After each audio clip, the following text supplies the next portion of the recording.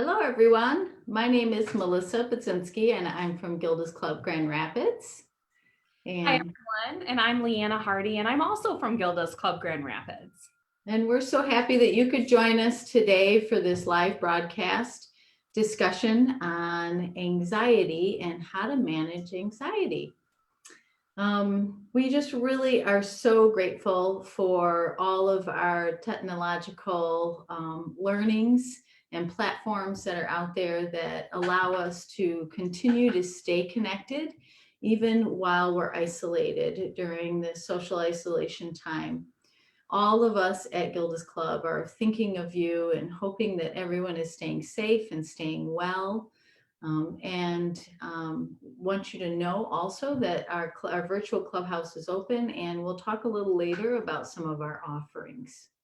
So today we would also like to ask for your forgiveness as we continue to learn about all of our live streaming and our Zooming, and everything might not be neat and tidy at the beginning and at the end. So we are grateful for your grace in our learning, and sometimes we might have a little foible here and there. So, all right. It happens. It does. Yeah. So today we're going to talk about, like I said, that anxiety. And we want you to know, first of all, that during this time of COVID, that having anxiety is not an unusual thing. In fact, it is a very natural and normal response to a very difficult, stressful situation. And for those of you who are members at Gilda's Club or potential members, we know that you're on either a grief journey or a cancer journey, which comes with its own set of anxieties and worries and concerns.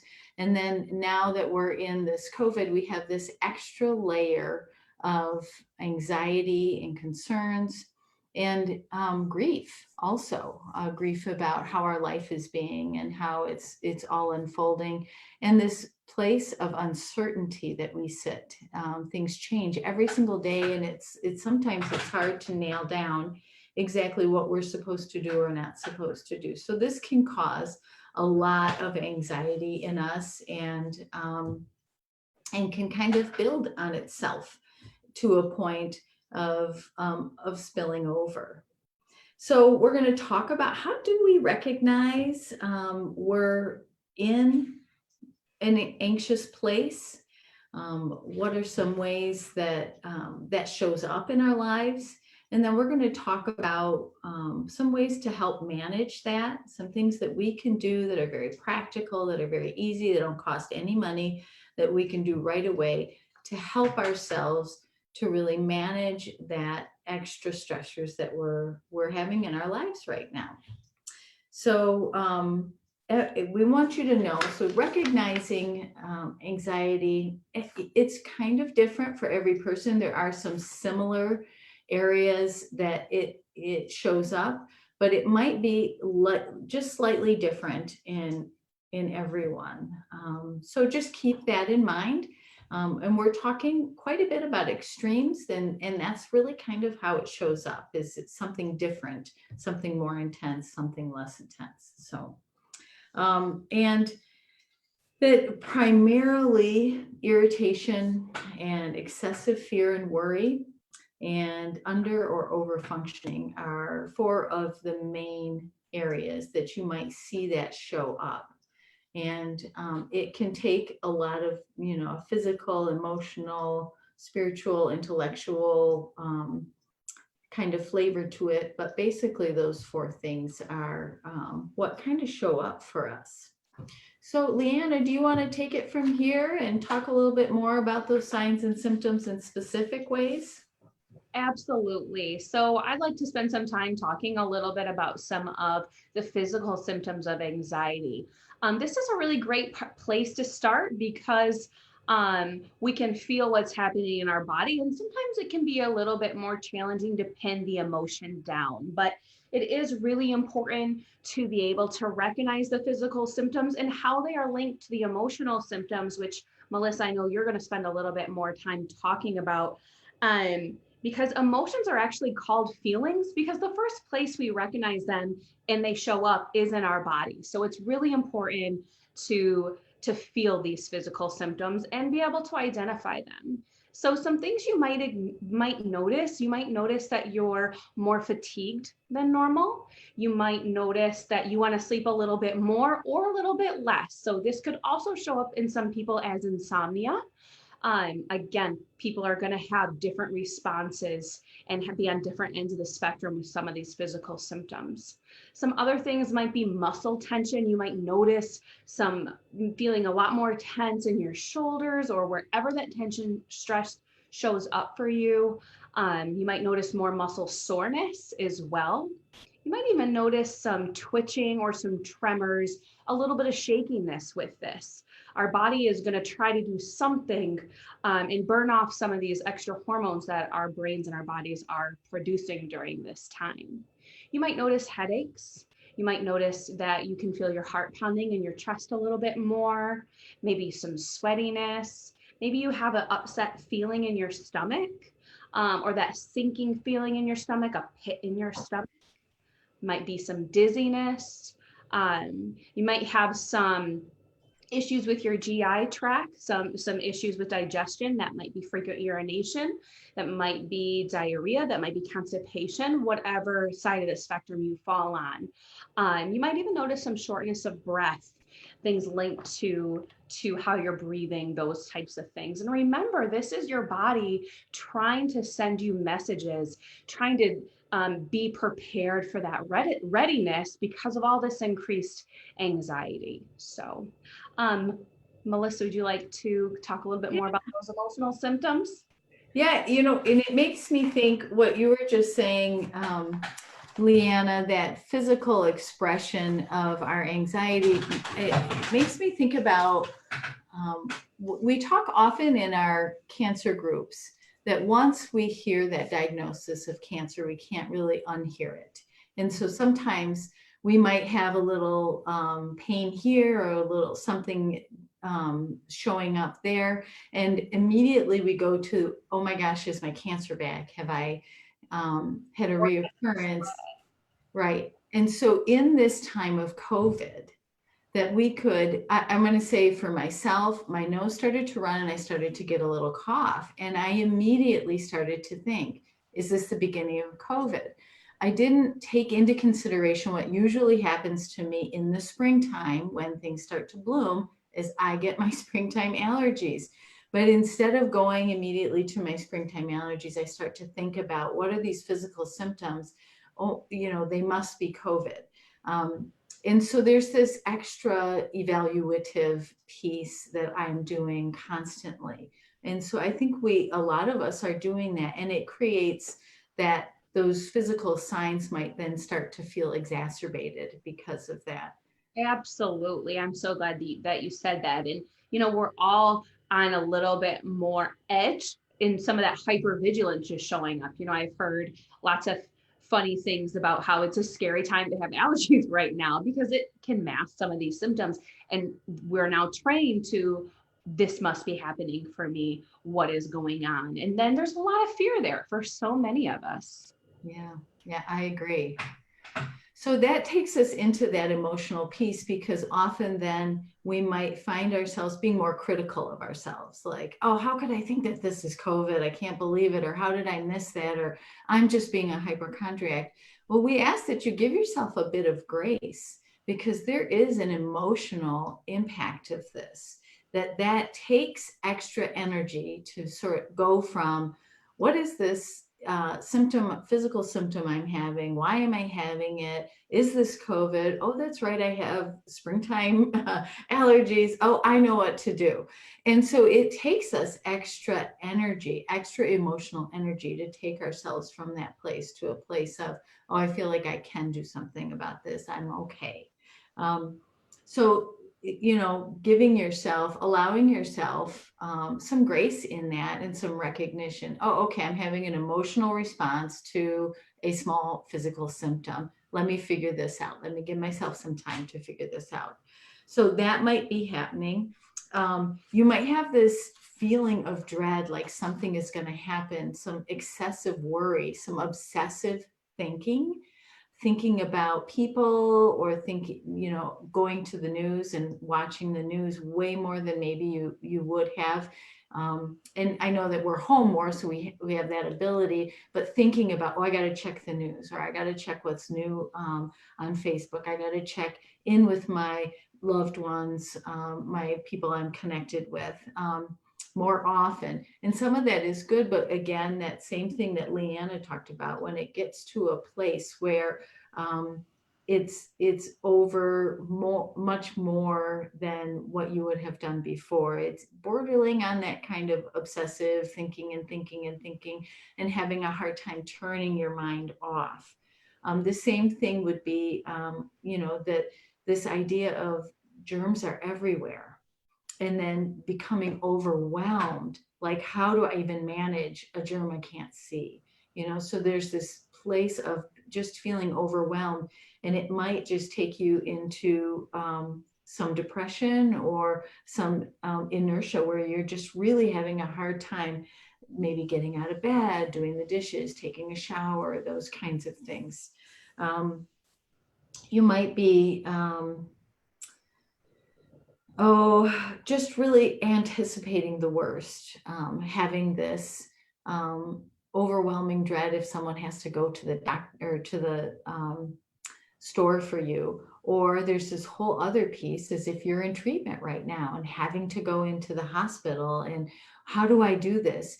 And this intense emotional response to that, when it's already an emotional situation. And so you might find yourself crying more, or irritable more, yelling more, having more difficulty concentrating, having a hard time maybe reading or writing. Some people are saying, oh, this is a great time to learn things on the internet. And sometimes it's just, I don't know about you, Lehanna, but sometimes I can't concentrate. I find I'm listening or I'm reading, and then all of a sudden I haven't taken that information in at all, and I have to go back and go over it.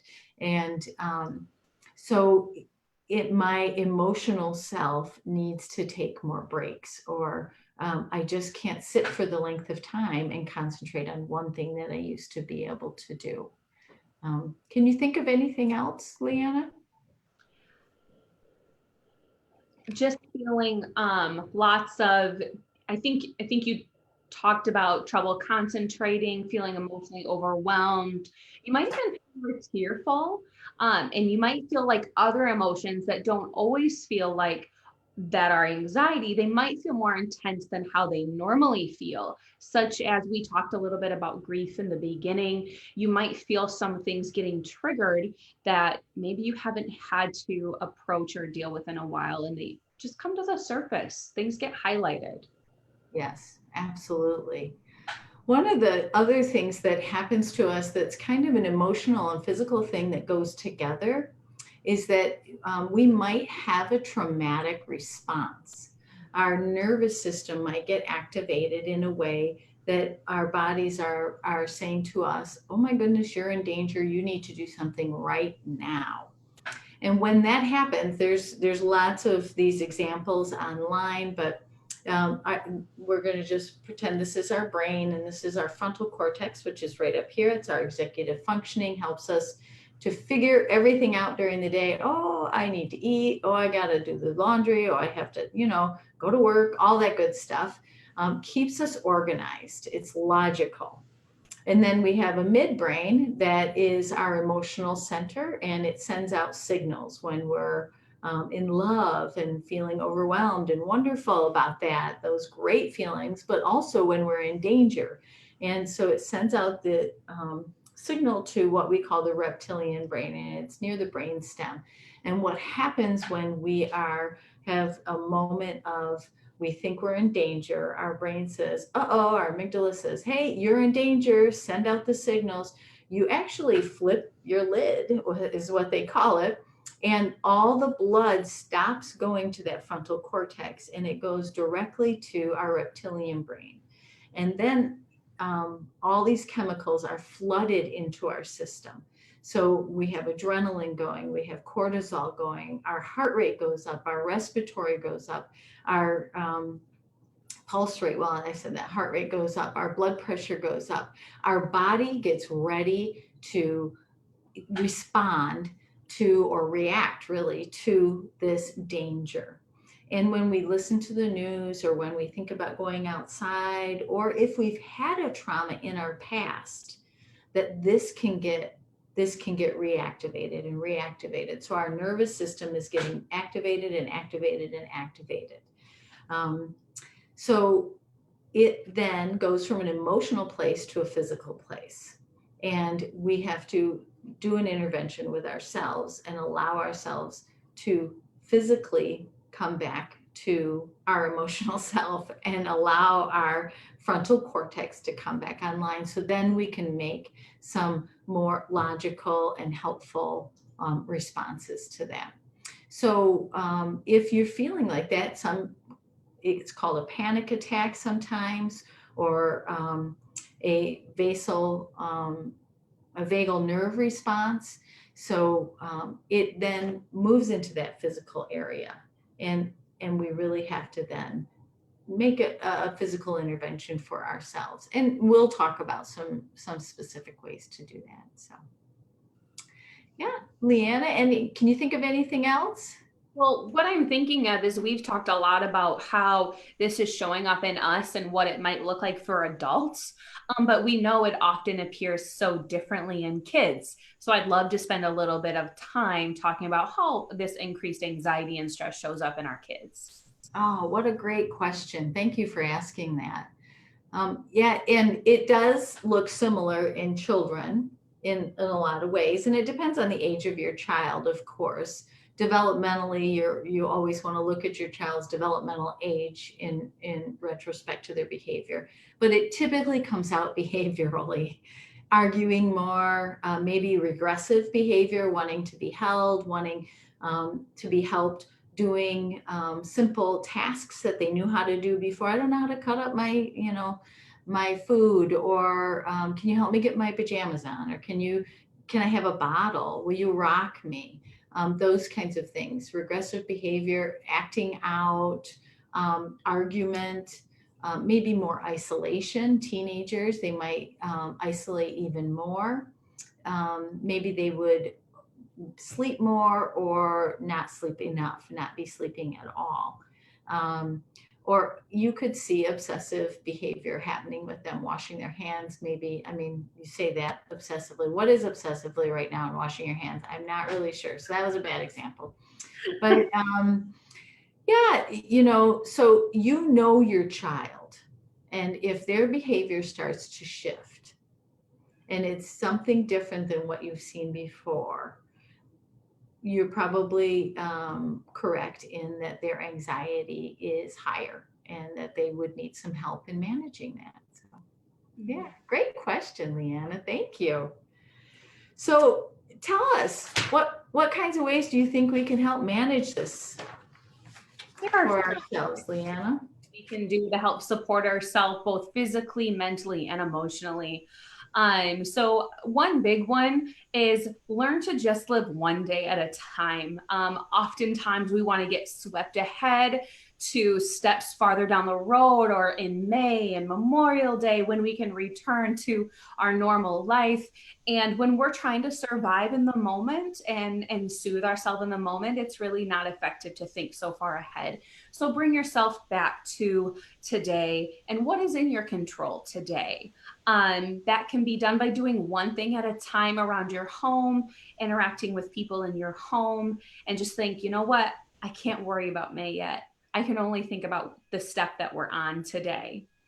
It can help to bring a little laughter into your home. Humor is such a great way to cope with stress. And we love this here at Gilda's Club, with our Laugh Fest. And our work is all about the serious behind the funny, but we really need that humor to help us cope and deal with the seriousness. So spend a little time, maybe watching a stand-up special with the people in your home, or reading some jokes online. Whatever you find is funny can really help get you through the moment and through the day. This is a really important time to relax our standards a little bit. Things are not going to be perfect. We are really rolling with the punches right now. Maybe you can't get the kinds of food you want delivered to your home. So just trying to really just accept things how they are, and things will be good enough, basically. Some taking some time by yourself and some solitude, especially if you're in a house full with your family. Um, and this is different than isolation. This is a quiet moment to be with yourself and check in. You know, what do I notice in my body? What are my emotional responses like? How am I responding differently to this than maybe the people in my home? And check in with yourself and be with yourself in some quiet moments. I find that to be crucial. When we're used to being able to go out in the world and we have a little bit more time to ourselves, maybe in different ways, could be a commute. I kind of miss my commute, right? So I have to build that time in a little bit throughout my day. Another important one is taking some deep breaths. Just take a minute, take some deep breaths. It helps to have that exhale longer than your inhale, and you'll be able to help calm down some of that nervous system a little bit. Melissa, what are some things that have helped you? Yeah, that's great. I really love that breathing piece. And you can do that really anytime during the day in the middle of doing anything. You don't have to have a certain place you're doing it. Sometimes I would do it in the middle of doing dishes or even in the middle of writing an email that, oh, I need to just take a deep breath. Sometimes putting little signs up. I've done this above my computer. I have words that say relaxed and at ease. I have to remind myself, I need that visual reminder that I can just be relaxed, I can be at ease, I can make that choice right here in this moment. And it helps to bring me back down. Take frequent breaks from things that maybe are kind of intense for you. And that could even be, I need to take, as a parent, give yourself a timeout. I'm going to take a timeout for 5 minutes and, go stand on the front porch or sit, go in the bathroom or whatever, wherever you can find some moment to yourself and take a few moments. Just give yourself a little timeout, a break. Keeping yourself on a schedule. Mm. This is really, really important in this time where we have no schedule at all. Or, we have the option of this full 24 hours of how we want to do it. But if we keep ourselves on a schedule close to what we had prior to the stay-at-home order, that it helps our body to regulate. It also helps children a great deal. Is going to bed relatively around the same time, getting up relatively around the same time, having meals relatively at the same time, setting time for, oh, I'm going to do work at this time, I'm going to take a break at this time, I'm going to eat at this time, we're going to exercise at this time. That's another really good one, is some form of exercise. And but this schedule piece is really, really important because it helps us to feel more secure within our this insecure, unpredictable world at this point.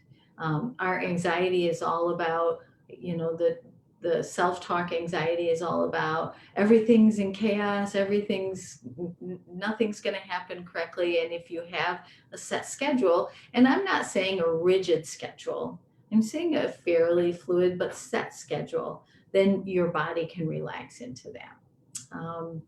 And connecting with people that you, go ahead. I was just going to say our brain really operates the best when it's on a routine that it can kind of predict. It's going to help us to regulate emotionally and physically to give that routine to our brain too. Absolutely. I love that. Yeah. And so also connecting with someone you trust is really important. Someone you're able to just really say what's on your heart, know that you'll have acceptance in that, if that's a therapist, if that's a friend, if that's a family member. But as long as you have someone that you can really just talk to, who will accept whatever you say as being your situation, and be able, and you can feel heard from them. That can greatly reduce any kind of anxiety. They don't have to give answers, just feeling heard. Exactly what we do at Builders Club. Allowing a space for someone to feel heard and seen can make a great deal of difference. Reading something fun that you really enjoy can be great. It's especially great for kids. Writing, doing art, being expressive in how you're feeling with no, allowing yourself that grace, no expectations, no thought about this has to be a masterpiece, but just having some fun. We do have some offerings online that we're talking about with family workshops about doing some art along with a book. So you could do those kinds of things. There's lots of resources out there to help with that. Doing chores actually help you feel really good. My husband and I spent some time cleaning up the backyard, and my home office looks down onto our backyard. And all last week, I was really kind of stressed out. I didn't realize how stressed out I was looking at this messy backyard. And once we got it in order, it just feels so calming to me now. And it feels so good just to look out and see that order. I'm the same way. I really have to keep my space tidy and organized so that my thoughts and inside I feel organized too. So I'm so glad you touched on that. Yeah, and feeling accomplished, like I did something. So writing a to-do list. I have two sides to this, is that you write a to-do list and things you hope you'll get done that day.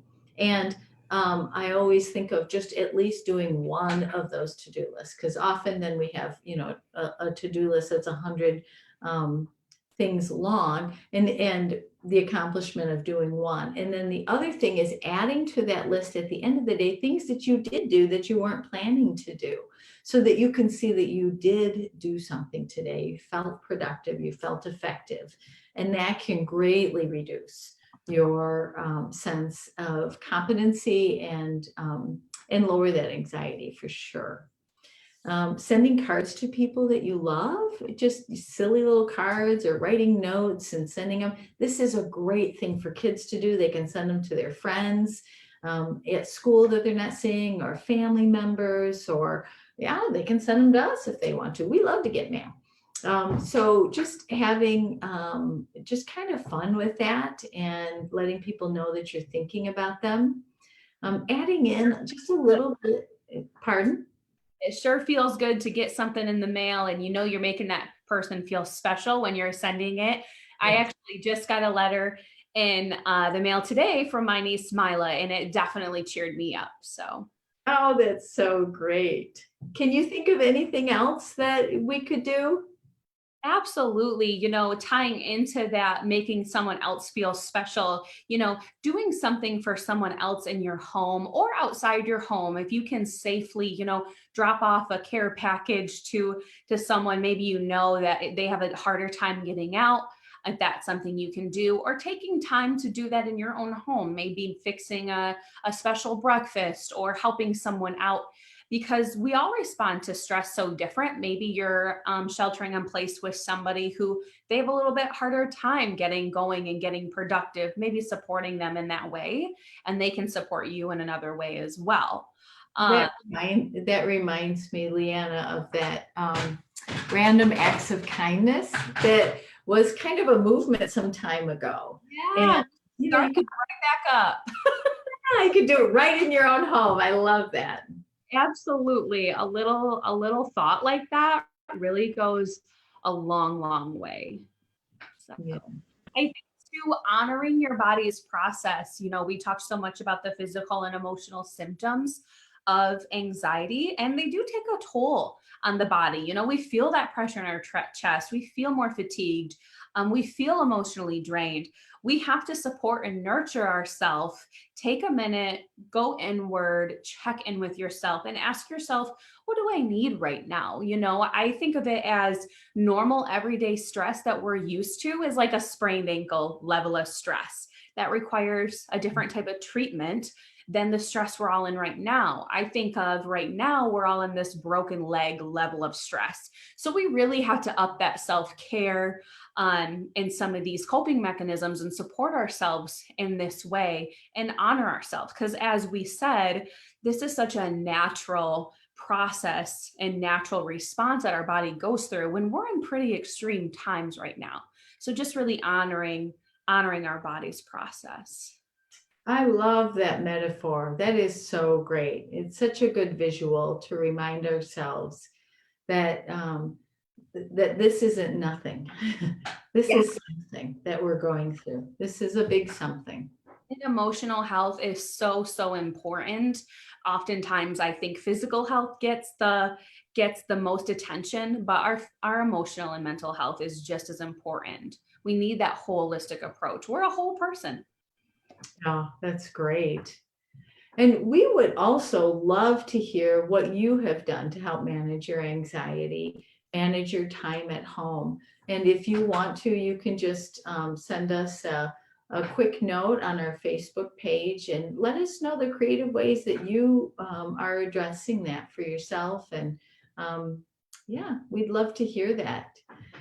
We just want to recap what we have been thinking and talking about today is that anxiety, how to recognize when we're in an anxiety place, physically, emotionally, intellectually, allowing ourselves some grace and giving ourselves some space in our day, maybe setting up our day in a way that supports it so that our anxiety doesn't get out of hand, or setting some time aside to really just attend to it on a daily basis so that we can keep that that anxiety in management.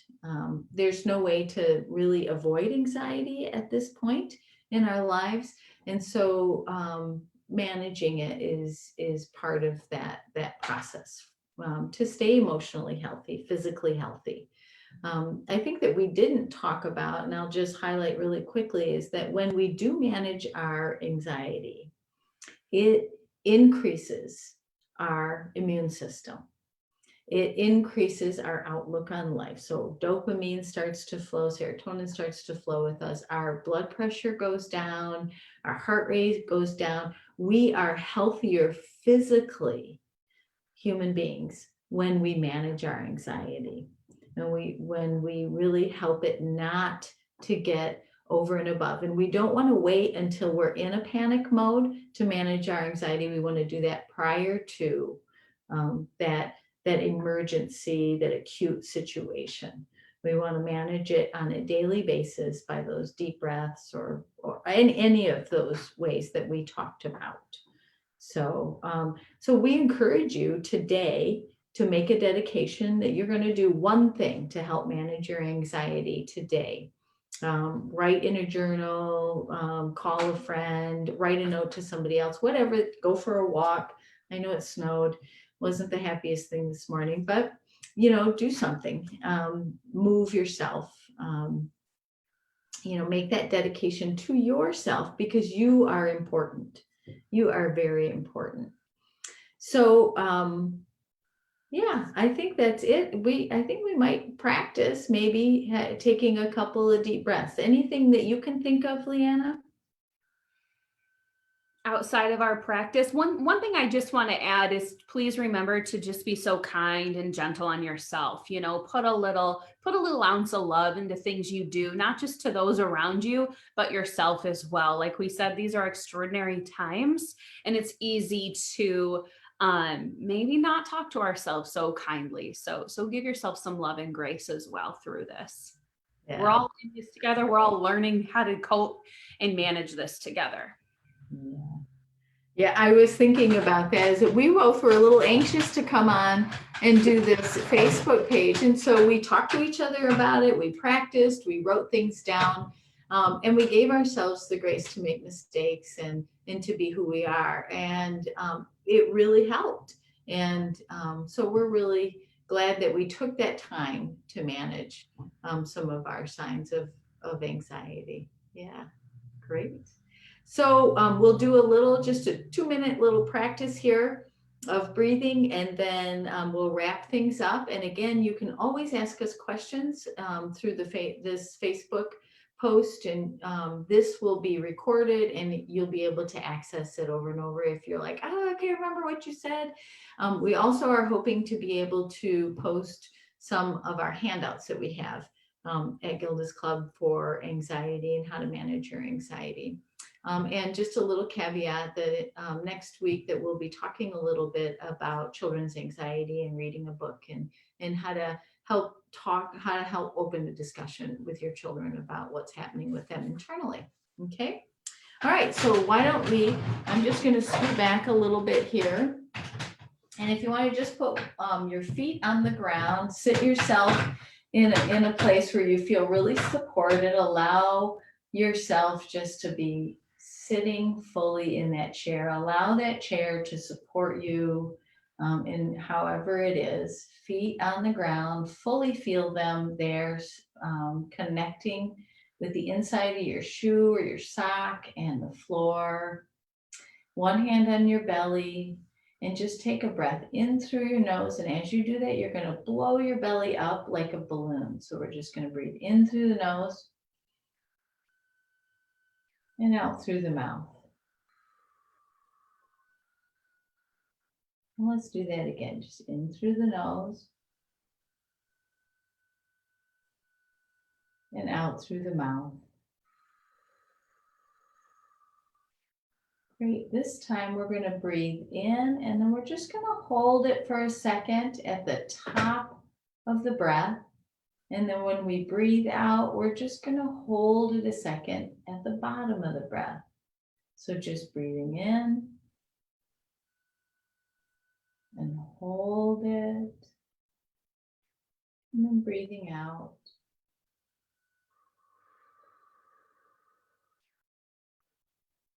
And hold it. Let's do that again. Breathing in and hold it, and breathing out.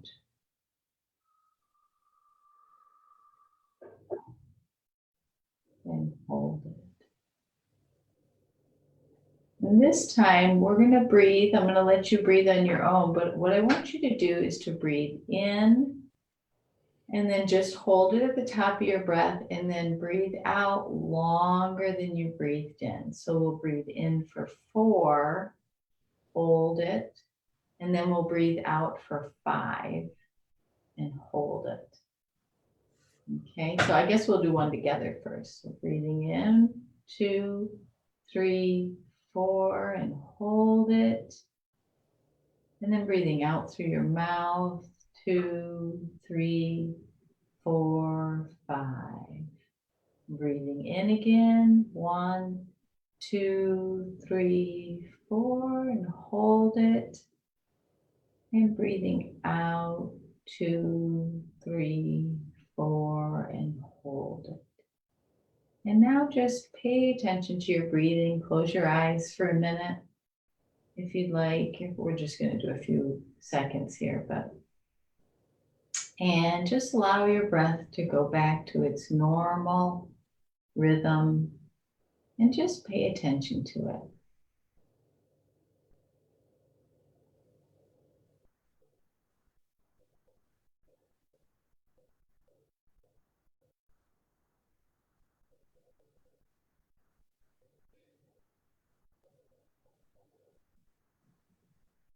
Great. And when you're ready, just open your eyes and look around. Excellent job, everyone. So you can do that, anytime. I kind of added in a couple different ones, but you could take any part of that and use that as a way in that moment to manage your anxiety. So I'm so glad that we had this time together. Lehanna, thank you for everything. Well, thank you. It was great to be able to put this on for our members. Yeah, it really is an honor to be able to do this. We're very grateful for all of our great technological support we have at Gilda's Club. Hannah is also off screen, but helping us out, and we just so appreciate that. She's really taken us a long way. We do want you to know that you can stay connected with us. We're on the phones from 9 to 5 every single day. You can give us a call if you just need to talk, if you have questions. We may end up reaching out to you. We are trying to make some member calls, so you might hear from us through email or through the phone, but we are happy to talk with you. All of us, as you can see, are at home and staying safe, but we are available. We also have a lot of offerings. You can look on our website. We also are sending out e-blasts. We have online virtual support groups going on and workshops. So please look at that. If you can't quite figure that out, give us a call. We'll help you through that. We also want you to know that you are not alone, that we are all in this together. We know that this is a tough time. Remember that in your isolation, to stay connected, to stay open and connected with people and us.